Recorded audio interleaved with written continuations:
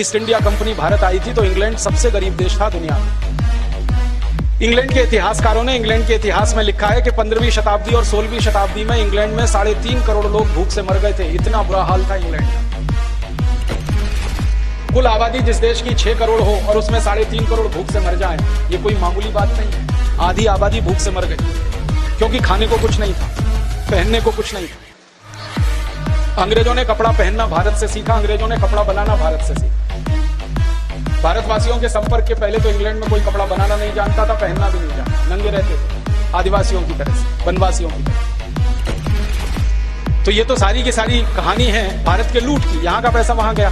अब ये British parliament में बहस हुई 1860 में और ये तय हुआ कि भाई भारत की जो क्रांति हुई 1857 की, उसका बड़ा कारण क्या था। तो एक अंग्रेज कहता हमने लूटा भारत को, ये बड़ा कारण था। दूसरा कारण क्या था, तो एक अंग्रेज कहता हमने मार मार के भारतवासियों को ईसाई बनाया जो वो बनने को तैयार नहीं थे, दूसरा कारण ये था। तीसरा कारण क्या था, एक अंग्रेज कहता हमने भारत की सबसे पवित्र गाय को कत्लेआम किया भारत में, वो बड़ा कारण था। आप जानते हैं सबसे पहला कत्ल खाना इस देश में 1760 में अंग्रेजों ने शुरू कर दिया था। कलकत्ता में गाय कटती थी और हिंदुस्तानियों की छाती पर छुरी चलती थी, गाय कटती थी। तो ऐसे अंग्रेजी दस्तावेजों में ये कहानी दर्ज है कि एक एक अंग्रेज बयान दे रहा है और वो बता रहा है ये कारण था, ये कारण था, ये कारण था, इस कारण भारत में हमारे खिलाफ बगावत हुई। अब एक अंग्रेज प्राइम मिनिस्टर पूछ रहा है इन सबसे कि अच्छा बताओ बगावत के लिए पैसा किसने दिया, धन भी तो इकट्ठा हुआ होगा। तो एक अंग्रेज जो यहाँ हिंदुस्तान में 17 साल रहा और किसी तरह जिंदा बचकर वापस इंग्लैंड पहुंच गया, वो कहता है कि भारत की आजादी की लड़ाई, जिसको भारतवासी कहते हैं, हम कहते हैं बगावत और विद्रोह, वो कहते हैं आजादी की लड़ाई, इसमें 480 करोड़ रुपए खर्च हुआ है और ये कोई मामूली रकम नहीं है। ये रकम कहां से आई, तो भारत के उद्योगपतियों ने दी, व्यापारियों ने दी, कारीगरों ने दी, किसानों ने दी। लोगों ने इतना धन इकट्ठा किया था इस क्रांति में। इस 480 करोड़ को आज अगर समझना चाहे तो इसमें 300 का गुना कर लेना, तब इसको आज समझ पाएंगे। इतनी बड़ी क्रांति थी 1857। इस क्रांति में 4.5 करोड़ हिंदुस्तानी लड़े थे अंग्रेजों के खिलाफ। अगर हर एक हिंदुस्तानी के हाथ में एक तलवार भी हो तो 4.5 करोड़ तलवारें बनी होंगी इस देश में। और उन 4.5 करोड़ तलवारों को बनाने के लिए लोहा बना होगा इस देश में। उस लोहे को गलाने के लिए भट्टियां बनी होंगी, ब्लास्ट फर्नेस बनी होंगी। कितने करोड़ लोगों ने कितने करोड़ मीट्रिक टन लोहा गलाया होगा। उन लोहों से तलवारें बनी होंगी, बंदूकें बनी होंगी, छुरे बने होंगे, हंसिये बने होंगे, हथौड़े बने होंगे, क्योंकि भारतवासी तो इन्हीं से लड़े। माने कोई सामान्य नहीं थी ये क्रांति, बहुत बड़ी थी, बहुत व्यापक थी और एक साथ 350 स्थानों पर हुई थी, एक दो स्थान पर नहीं। तो ब्रिटिश पार्लियामेंट में ये सारी बहस हो रही है। तो प्राइम मिनिस्टर पूछा पैसे किसने दिए, तो उद्योगपति, व्यापारी, किसान, कारीगरों ने दिए।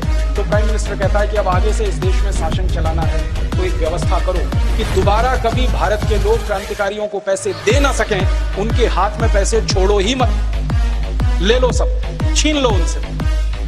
तो कैसे छीनोगे, टैक्स लगा के छीनो। इसलिए इस देश में इनकम टैक्स आया।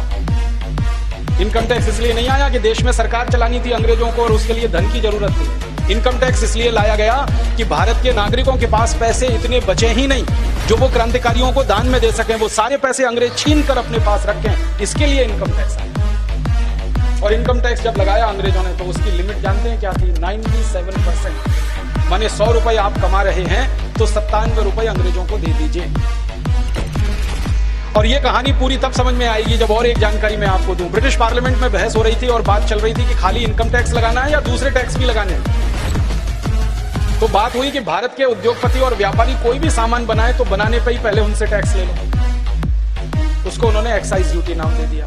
आप सामान बनाएं और बेचने के लिए जाएं तो बेचने पर उनसे टैक्स ले लो, उसको सेल्स टैक्स नाम दे दिया। फिर बेचकर मुनाफा कमाएं तो मुनाफे पर टैक्स ले लो, उसको इनकम टैक्स नाम दे दिया। सामान को बेचने के लिए एक गांव से दूसरे गांव जाएं तो रोड टैक्स ले लो और टोल टैक्स ले लो।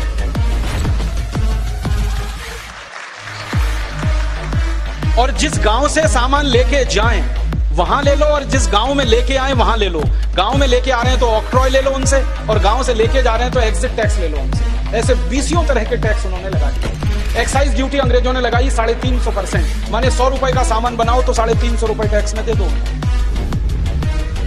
इनकम टैक्स लगा दिया 97%। 100 रुपए कमाई करो तो 97 रुपए अंग्रेजों को दे दो, 3 रुपए बचेगा बस आपके पास। सेल्स टैक्स लगा दिया 180 से 250% तक, अलग अलग वस्तुओं पर अलग अलग। ऑक्ट्रॉय लगा दिया 50 से 60%।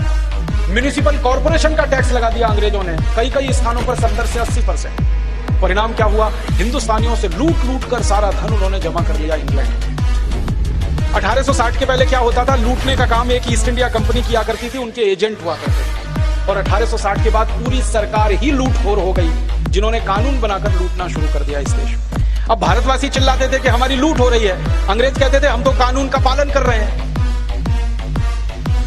कानून बना दिया इनकम टैक्स का, कानून बना दिया सेंट्रल एक्साइज का, कानून बना दिया ऑक्ट्रॉय का, तो अंग्रेज कहा करते थे हम तो कानून का पालन करते हैं, अब आपकी लूट हो रही है तो हम क्या करें इसमें। कितनी बेईमान और हरामी कौम है ये अंग्रेजों की। लूटना है तो कानून बना दो और दूसरों को उल्लू बनाओ कि हम तो कानून का पालन कर रहे हैं, भरे उसकी जेब कटे उसे। ऐसे लूटोगे तो बदनामी होगी, सारे दुनिया के देश थू-थू करेंगे कि तुम भारत को लूट रहे हो। लूटने का कानून बना दो तो दुनिया को कहेंगे भाई हम तो कानून का पालन कर रहे हैं, उसमें आपकी लूट होती है तो हम क्या करें।